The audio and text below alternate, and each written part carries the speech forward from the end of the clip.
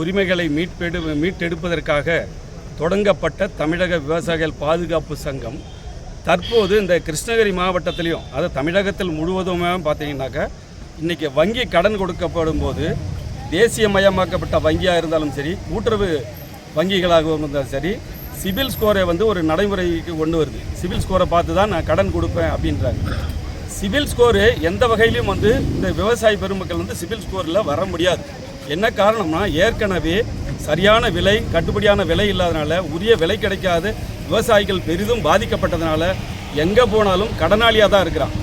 ஆகவே இந்த சிபில் ஸ்கோரை நடைமுறைப்படுத்தக்கூடாது, சிபில் ஸ்கோரை பார்த்து கடன் கொடுக்குற அந்த திட்டத்தை கைவிடணும் அப்படின்னு சொல்லிட்டு நம்முடைய பாரத பிரதமர் மோடி ஐயா அவர்களுக்கும், நம்முடைய மாண்புமிகு தமிழக முதல்வர் ஸ்டாலின் ஐயா அவர்களுக்கும், நம்முடைய கிருஷ்ணகிரி மாவட்ட ஆட்சியரின் வழியாக இந்த ஒரு கவன ஈர்ப்பை நாங்கள் ஒரு மனுவாக கொடுத்துருக்குறோம். அதாவது இந்த நடைமுறையை ரத்து பண்ணணும் அப்படின்றதுக்காக.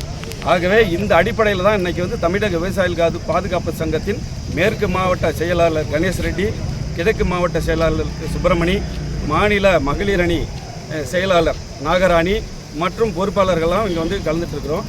ஆகவே இதை கைவிடணும் அப்படின்றத எங்களுடைய பிரதான கோரிக்கை. கிருஷ்ணகிரி மாவட்டத்திலிருந்து கே. சுப்பிரமணி, தமிழக விவசாயிகள் பாதுகாப்பு சங்கம் கிழக்கு மாவட்ட செயலாளர்.